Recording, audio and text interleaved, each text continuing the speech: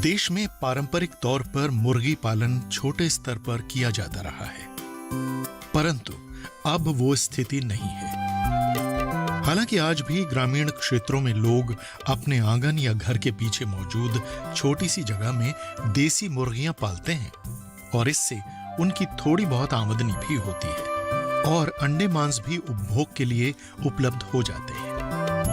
लेकिन अब तो बड़े स्तर पर वैज्ञानिक और व्यावसायिक मुर्गी पालन किया जाने लगा है।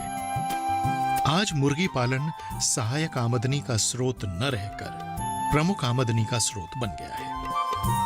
देश में मुर्गी पालन का कारोबार करीब 12 से 15% की दर से बढ़ रहा है, जो कृषि क्षेत्र में जारी वृद्धि दर से काफी अधिक है। किसान और कई पढ़े लिखे युवा अब व्यावसायिक मुर्गी पालन की ओर अधिक मुड़ रहे हैं।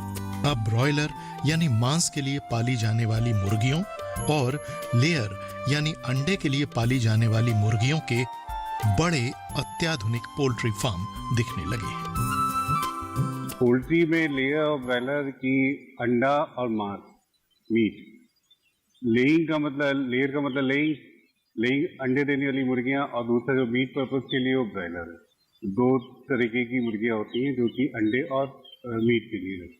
अंडे के लिए असल में वाइट लेगॉन मेन ब्रीड है, उसी के स्ट्रेन है, तो BB300 है, बोविन्स है, ये लेइंग के लिए अच्छी है अंडे के लिए। और मांस के लिए या मीट पर्पज के लिए मेनली कॉब है या फिर हबर्ड है, ये मान होती है। जो अंडे वाली मुर्गियां हैं वो 20 हफ्ते में अंडे देने लायक हो जाती हैं, और जो मीट पर्पज के लिए जो ब्रॉयलर करते हैं ये 22 से 24 दिन में 1 किलो वजन ले लेते हैं। और वो फार्मर के ऊपर डिपेंड करता है कि किस वजन पे वो मार्केट कर रहा है। तो जनरली 40 दिन में 2 किलो का आ जाता है, तो ज़्यादातर फार्मर उसी वजन पे मार्केट करता है। ब्रॉयलर और लेयर दोनों के लिए कम से कम मिनिमम 10,000 तो होना चाहिए, जिससे आपकी रोटेशन के लिए साइकिल बन सके। तो ब्रॉयलर और लेयर के लिए दोनों के लिए ज़रूरी है कि आपको हमेशा अंडा या मीट मिलता रहे। उसके लिए ज़रूरी है कि आप रोटेशन में रखेंगे, तो इसलिए मिनिमम 10,000 तो चाहिए। इससे छोटा फार्म जो है वाइबल नहीं है।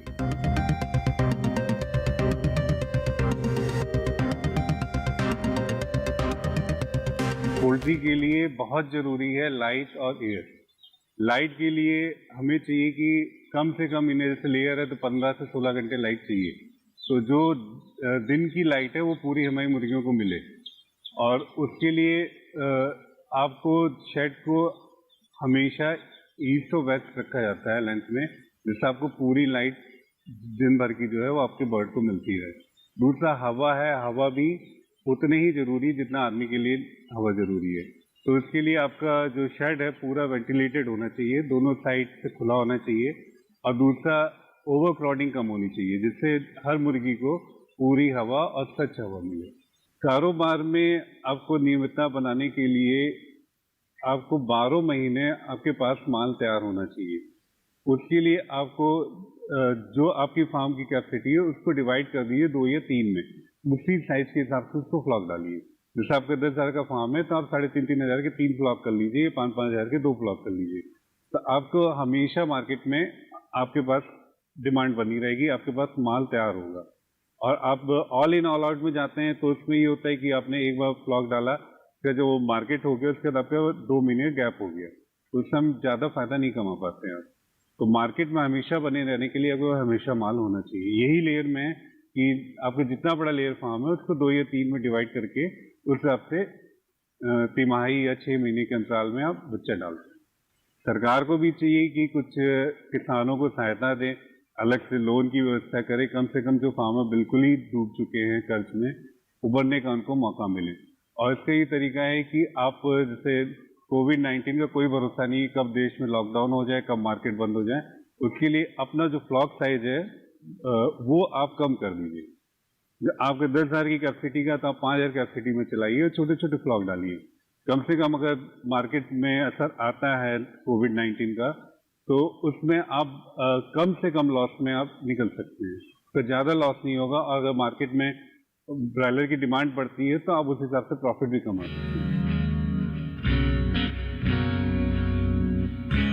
मुर्गी पालन की वैज्ञानिक विधि को किसानों ने अपनाया और इसी कारण भारत का घरेलू पोल्ट्री उद्योग करीब 1 लाख करोड़ रुपए के टर्नओवर के साथ विश्व में दूसरे नंबर पर है। भारत में प्रतिवर्ष करीब 75 अरब टन अंडा उत्पादन हो रहा है और ब्रॉयलर का उत्पादन 42 लाख टन प्रतिवर्ष होता है। मुर्गी का फीड यानी दाना उद्योग भी हर साल करीब 2 करोड़ 20 लाख टन फीड का उत्पादन करता है। करीब 75% अंडा उत्पादन व्यावसायिक पोल्ट्री फार्मों में होता है और बाकी का घरेलू या आंगन में किए जाने वाले मुर्गी पालन से आता है। आने वाले समय में लोगों की खाद्य आदतों में बदलाव, बढ़ते शहरीकरण, प्रोटीन की बढ़ती मांग आदि के कारण पोल्ट्री उद्योग में तेजी रहने की संभावना है। अगर ब्रॉयलर यानी मांस की बात करें तो सिर्फ 10 प्रमुख शहरों में ही 62% ब्रॉयलर की खपत हो जाती है। दुनिया में पोल्ट्री व्यवसाय में सबसे अधिक वृद्धि दर भारत में ही दर्ज की जा रही है और इसके बाद नंबर है ब्राजील का जिसमें 7%, फिर अमेरिका में 2.1% और चीन में 2% वृद्धि दर देखने को मिल रही है। पोषण विशेषज्ञों के अनुसार देश में प्रति व्यक्ति प्रतिवर्ष 180 अंडे और 11 किलोग्राम चिकन मांस की खपत होनी चाहिए, लेकिन भारत में यह प्रतिवर्ष 61 अंडे और 3.9 किलोग्राम चिकन मांस ही है। वर्तमान में सरकार द्वारा भी पोल्ट्री उद्योग को काफी प्रोत्साहन दिया जा रहा है और कई पढ़े लिखे युवा भी पोल्ट्री उद्योग से जुड़ रहे हैं। कहते हैं युवाओं के लिए तो स्वागत है इस व्यापार में आने के लिए, लेकिन आने से पहले उनको जानकारी और थोड़ा फाइनेंशियल जरूरत है उनको आने के लिए, और इसमें बहुत अच्छा अवसर है उठने के लिए इस व्यवसाय में। तो जितने युवा हैं वो अगर इसमें आते हैं तो बहुत अच्छे तरीके से इस बिजनेस को संभाल सकते हैं, लेकिन उसके लिए उनके लिए जानकारी बहुत जरूरी है। कहीं ट्रेनिंग लेके आए तो बहुत अच्छे तरीके से आगे बढ़ सकते हैं। पोल्ट्री के लिए केंद्र सरकार और राज्य सरकार दोनों की तरफ से समय समय पे सब्सिडी या योजनाएं आती रहती हैं जिसका फायदा किसान उठा सकता है, और दूसरा बैंक की तरफ से भी जो आपकी प्रोजेक्ट है उसके लिए आप 75% बैंक लोन देती है। उसके लिए आपको मेन अपना आधार कार्ड या फिर जो आईडी प्रूफ या बैंक का स्टेटमेंट है, और साथ में आपको प्रोजेक्ट रिपोर्ट बैंक में देनी पड़ती है जिसका 25% आपको अपनी जेब से लगाना पड़ता है और 75% बैंक लोन देती है। बाकी जो स्कीम आती है गवर्नमेंट की उसकी सब्सिडी का फायदा उठा सकते हैं उसमें। लेकिन हर उद्योग की तरह इसमें भी सही प्रशिक्षण लेने की आवश्यकता है। ट्रेनिंग बहुत जरूरी है क्योंकि पोल्ट्री लाइव स्टॉक है और इसके लिए आपको ABCD तो कम से कम आनी चाहिए, और कई प्राइवेट संस्थाएं या अगर सरकारी संस्थाएं हैं वो भी पोल्ट्री की ट्रेनिंग देती है।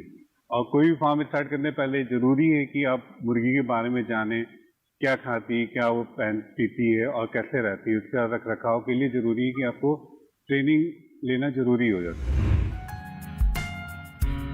मुर्गी उद्योग में फीड, टीकाकरण, विटामिन्स, खनिज आदि के साथ एक अच्छे, साफ, सुरक्षित शेड की आवश्यकता होती है।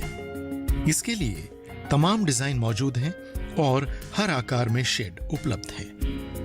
मुर्गी पालक अपनी जरूरतों के अनुसार इनका चयन कर सकते हैं। एक कदम उन्नति की ओर।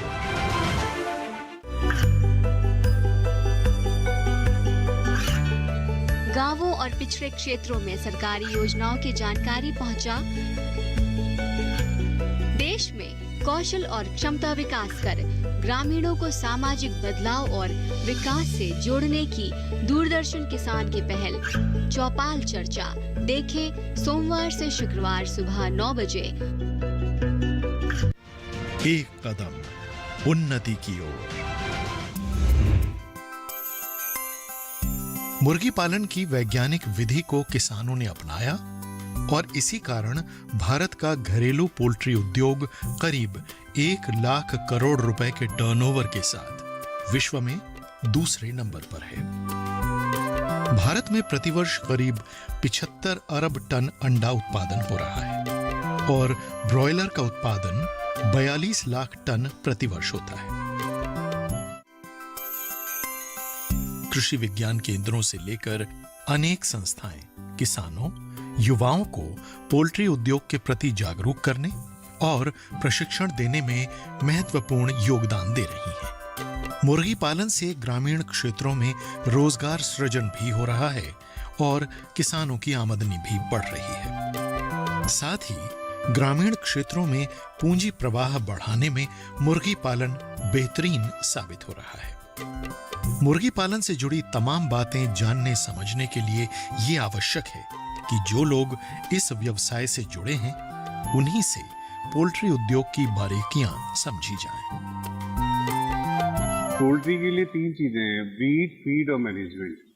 ब्रीड आप अच्छी से अच्छी लीजिए, क्योंकि जो ब्रीड अच्छी होगी तो आपकी ग्रोथ अच्छी आएगी, अंडे का उसी तरह से आपका प्रोडक्शन अच्छा आएगा। दूसरा बचता है फीड। फीड आप अच्छी क्वालिटी का लीजिए। फीड भी 3 स्टेज में दिया जाता है। शुरू में जैसे कि प्री स्टार्टर है, फिर स्टार्टर और फिनिशर।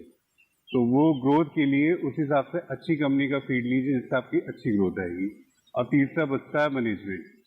वो आपके ऊपर डिपेंड है कि आप कैसे रख रहे हैं। आपको मेन है कि आपको पानी का जो भी है वो साफ होना चाहिए, स्वच्छ होना चाहिए, इकोलाई फ्री होना चाहिए। और दूसरा आपका बायोसिक्योरिटी मेन। फार्म पे बाहरी आदमी का आना जाना नहीं होना चाहिए, पूरा बायोसिक्योर्ड एरिया होना चाहिए। और दूसरा समय समय पे आप डिसइंफेक्टेंट करते रहना चाहिए इसमें। और जिस दिन बच्चा आता है उस दिन इनको डे ओल्ड से मल्टीविटामिन, चीनी या गुड़ दिया जाता है पानी में। उसके 1 हफ्ते बाद इसमें वैक्सीन होती है जो कि रानीखेत के लिए होती है, और 14वें दिन पे गम्बोरो के लिए होती है। तो वो जनरली पानी या आई ड्रॉप मेथड से दी जाती है। और उसके फिर 21 से 25 दिन पे दोबारा रिपीट की जाती है लसोटा वैक्सीन। ये तो ब्रॉयलर में दी जाती है। लेयर का वैक्सीनेशन शेड्यूल थोड़ा लंबा होता है। तो मेनली उसमें रानीखेत के लिए, गम्बोरो के लिए फाउल पॉक्स है, और दूसरा आईबी, और आजकल फार्मर ये इन्फ्लुएंजा वैक्सीन भी लगा रहे हैं इसमें। तो इन सारी बातों का ध्यान रख के आपको फार्म चलाना पड़ेगा। मुर्गी उद्योग में फीड, टीकाकरण, विटामिन्स, खनिज आदि के साथ एक अच्छे, साफ, सुरक्षित शेड की आवश्यकता होती है। इसके लिए तमाम डिजाइन मौजूद हैं और हर आकार में शेड उपलब्ध हैं। मुर्गी पालक अपनी जरूरतों के अनुसार इनका चयन कर सकते हैं। पिछले कुछ समय से मुर्गियों में रोगों का प्रकोप बढ़ा है। सच कहें तो रोगों का प्रकोप तो हमेशा से ही रहा है, लेकिन नए नए रोग पनपे हैं, जैसा मानवों के साथ भी हो रहा है। अब ये ग्लोबल वार्मिंग के कारण है या किसी और वजह से, ये तो जांच का विषय है। लेकिन इन सभी रोगों में मुख्य बात हमेशा की तरह बचाव ही है। मुर्गियों में रोगों से बचाने पर ही विशेष जोर दिया जाता है, इसलिए उचित प्रबंधन बेहद आवश्यक है। बर्ड फ्लू जैसे रोग, जिससे देश के पोल्ट्री उद्योग को हर वर्ष करोड़ों रुपए का नुकसान होता है, पंखों पर सवार होकर ही तो आते हैं। यानी बर्ड फ्लू रोग अन्य पक्षियों के जरिए ही मुर्गियों तक पहुंचता है। जो वाइल्ड बर्ड हैं ये असल में जो भी बीमारियां उनकी कैरियर की तरह काम करती हैं। तो ये जब हमारी बर्ड के कांटेक्ट में आएंगी तो ये बीमारी ही फैलाएंगी। तो बहुत जरूरी है कि जो बाहरी बर्ड है या जो वाइल्ड बर्ड है वो आपके फार्म के आसपास ना आए। उनके लिए आप नेट लगाइए या कुछ इस तरीके से करिए कि उनसे डायरेक्ट कांटेक्ट में ना हो, या आपकी मुर्गियां बीमार पड़ सकती हैं और हो सकता है कि आपको काफी लॉस करना पड़े। इसके अलावा रोग तो रोगी पशु या पक्षी से ही फैलते हैं, इसलिए इनमें भी सोशल डिस्टेंसिंग यानी सामाजिक दूरी बनाए रखना बेहद आवश्यक है। मुर्गियों में मेनली रानीखेत है, गम्बोरो है, जो कि ब्रॉयलर में ज्यादा आती है। इसके बाद जो लेयर है, लेयर में इन्फेक्शियस ब्रोंकाइटिस है, रानीखेत है, गम्बोरो है। आजकल इन्फ्लुएंजा भी बहुत फैला हुआ जिसे बर्ड फ्लू कहते हैं। उसके बाद बैक्टीरियल डिजीज बहुत हैं, और दूसरे न्यूट्रिशनल बीमारियां काफ़ी आती हैं जो विटामिन या मिनरल्स की कमी से होती हैं। तो विटामिन, मिनरल्स वगैरह तो आप पूरी कर सकते हैं, लेकिन जो वायरल के लिए आपको मेन बायोसिक्योरिटी रखनी पड़ेगी, जिसके लिए आपको समय समय पे स्प्रे और वैक्सीनेशन पे जोर देना पड़ेगा।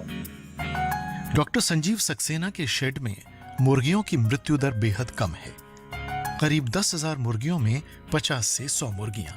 इस बात से प्रबंधन की दक्षता और अपने काम के प्रति उनका समर्पण तो दिखता ही है, साथ ही मुर्गी पालन करने का वैज्ञानिक प्रशिक्षण लेने का लाभ भी नजर आता है। मुर्गी पालकों के लिए सबसे बड़ी चुनौती है शेड को जीवाणुओं, कीटाणुओं से मुक्त रखना, और इसके लिए डॉक्टर संजीव सक्सेना भी कई उपाय अपनाते हैं। जैसे जैसे फार्म पुराना होता जाता है तो आपके फार्म पे जो माइक्रोब्स हैं, वायरस या बैक्टीरिया का लोड बढ़ता है, जिससे कि बीमारियां आपको ज़्यादा आती हैं फार्म पे, जिससे कि प्रोडक्शन के ऊपर इफेक्ट पड़ता है, दूसरा पोल्ट्री की ग्रोथ के ऊपर इफेक्ट पड़ता है, जिससे धीरे धीरे आप लॉस में जाने लगते हैं। आपको फीड ज़्यादा इंटेक होता है, फीड की कॉस्ट बढ़ जाती है, वाले टाइम पे तैयार नहीं होता है या अंडे का प्रोडक्शन कम हो जाता है। उसके लिए आपको समय समय पे फार्म पे पूरा स्प्रे करना पड़ता है। स्प्रे करते रहिए, बाकी बायो सिक्योरिटी को पूरा ध्यान दीजिए। और दूसरा है कि आप 1 साल के बाद 2 महीने या 3 महीने का फार्म पे रेस्ट दीजिए। और रेस्ट का मतलब है कि आप पूरा फार्म खाली करके उसको बिल्कुल सफाई करके फिर छोड़िए, और उसके बाद फिर नए सिरे से आप स्टार्ट करिए, तो आपका फार्म बिल्कुल नया होगा और आपका जो प्रॉफिट है वो भी काफी बढ़ जाएगा। मुर्गी बेहद संवेदनशील होती है। लोग बताते हैं कि अगर रोज अंडे जमा करने वाला व्यक्ति कपड़े बदल ले या टोपी भी पहन ले तो अंडों की संख्या में फर्क आ जाता है। वैसे आधुनिक पोल्ट्री फार्म में तो सब ऑटोमेटिक ही हो जाता है, पर संपूर्ण स्वचालित पोल्ट्री फार्म में लागत बहुत आती है। आपको एक रोचक बात बताते हैं। आमतौर पर लोग मुर्गियों को हल्के में ले लेते हैं, लेकिन अगर विकासवाद के सिद्धांत को देखें तो इन मुर्गियों के पूर्वज टी-रेक्स यानी टिरानोसॉरस रेक्स नामक खतरनाक डायनासोर थे। वैसे अन्य जीवों व पौधों की तरह मुर्गियां भी अपने जंगली रिश्तेदारों से ही पालतू रूप में आई हैं। वैसे भारत की नस्ल कड़कनाथ, जिसका पूरा रंग ही काला होता है, यहां तक कि इसका मांस भी काले रंग का होता है, वो आज भी जंगल में घूमता मिल जाता है। असल में मुर्गी पालन में फीड ही प्रमुख खर्चा होता है, और अच्छे फीड के कारण ही अंडे का आकार भी अच्छा होता है और ब्रॉयलर भी जल्दी तैयार हो जाता है। वैसे मुर्गियों की आयु के हिसाब से अलग अलग फीड भी होता है, जैसे चूजों का अलग, वयस्कों का अलग और अंडे देने वाली मुर्गियों का अलग। एक कदम उन्नति की ओर। ये कामयाबी है अन्नदाता की। ये कहानी है खेत और खलिहानों की। कैसे करें अपने पशुओं की देखभाल, जानिए गांव-गांव के किसानों का हाल। देखिए गांव किसान, सोमवार से शुक्रवार दोपहर 12 बजे, सिर्फ डीडी किसान पर। एक कदम उन्नति की ओर। मुर्गियों में रोगों से बचाने पर ही विशेष जोर दिया जाता है, इसलिए उचित प्रबंधन बेहद आवश्यक है। बर्ड फ्लू जैसे रोग, जिससे देश के पोल्ट्री उद्योग को हर वर्ष करोड़ों रुपए का नुकसान होता है, पंखों पर सवार होकर ही तो आते हैं। एक रोचक बात यह भी है कि मुर्गे, मुर्गी, चूजे आपस में बात भी करते हैं और अलग अलग शिकारियों के लिए अलग आवाजें भी निकालते हैं। चलिए, अब जब बात हो ही रही है तो ये भी बताते चलें कि मुर्गियों को सपने भी आते हैं। अब आप सोचेंगे कि उनके सपने हमें कैसे पता? असल में सोते समय रैपिड आई मूवमेंट यानी REM यानी तेजी से आंखों में गतिविधियां हों तो उसे सपनों की निशानी माना जाता है। बस ऐसे ही पता चला कि इन मुर्गियों में REM होता है, यानी ये सपने भी देखती हैं। सपने तो हम भी देखते हैं, सफलता के, खुशहाली के, उन्नति के, और मुर्गी पालन इन्हीं सपनों को पूरा करने का एक अच्छा जरिया है। हर कारोबार में सबसे आवश्यक एक पहलू है बाजार। और बाजार में अंडों या मुर्गी को ले जाते समय किन बातों का ध्यान रखना है, इसकी जानकारी भी आवश्यक है।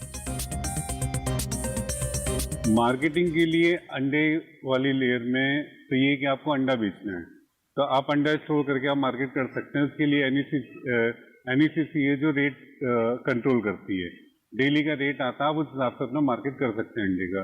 ब्रायलर में ये है कि वेट के हिसाब से आपको ब्रायलर बिकता है मार्केट में, तो इसके लिए भी 3 कैटेगरी है, जैसे किलो 11 मुर्गा बिकता है, फिर वो 17-18, फिर वो 2.5 किलो प्लस होता है, सबका रेट अलग है।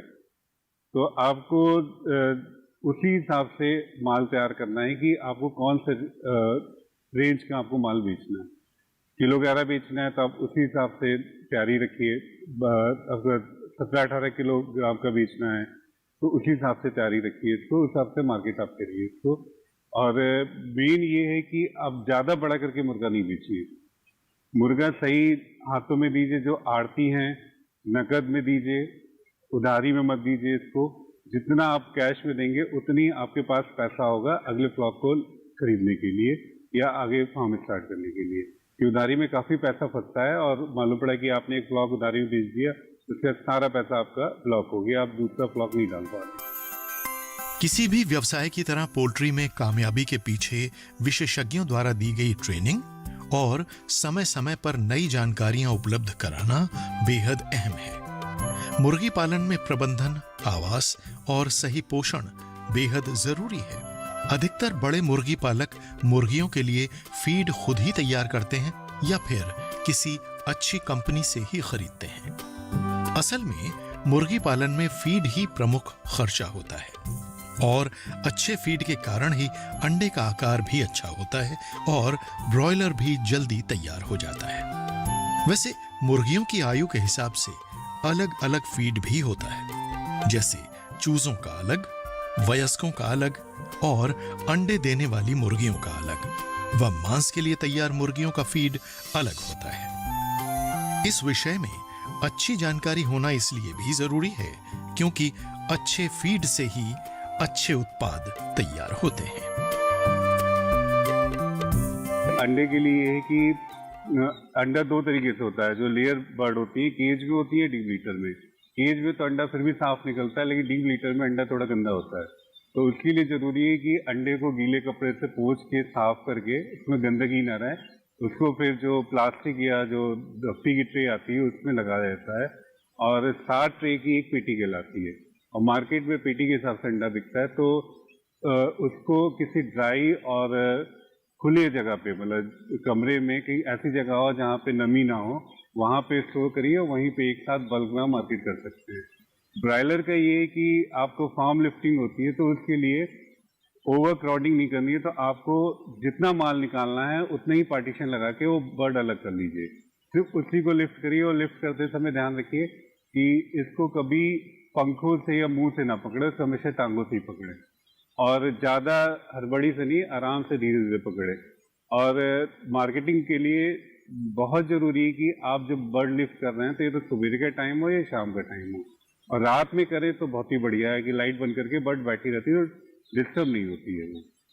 और दूसरा, जिस गाड़ी में जा रहा है वो साफ़ होनी चाहिए, क्रेट आपकी साफ़ होनी चाहिए। और बाकी तो जो गाड़ी है वो वेंटिलेटेड होनी चाहिए, ये नहीं कि आपने कवर्ड गाड़ी में आपने माल भेज दिया तो हो सकता है तो मोडलिटी वगैरह काफ़ी हाई हो सकती है। आज देश के अनेक युवा मुर्गी पालन की बारीकियों तथा वैज्ञानिक विधियों को समझ रहे हैं और अपनी मेहनत व विवेक से आज सफलता की ऊंचाइयों को छू रहे हैं।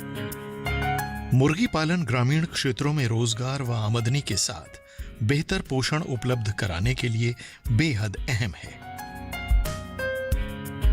मगर सबसे आवश्यक है मुर्गी पालन का प्रशिक्षण लेना और जानकारों के संपर्क में रहना। मेहनत और लगन के साथ अगर विज्ञान को भी थोड़ा जोड़ लिया जाए तो कामयाबी का शिखर अधिक दूर नहीं है।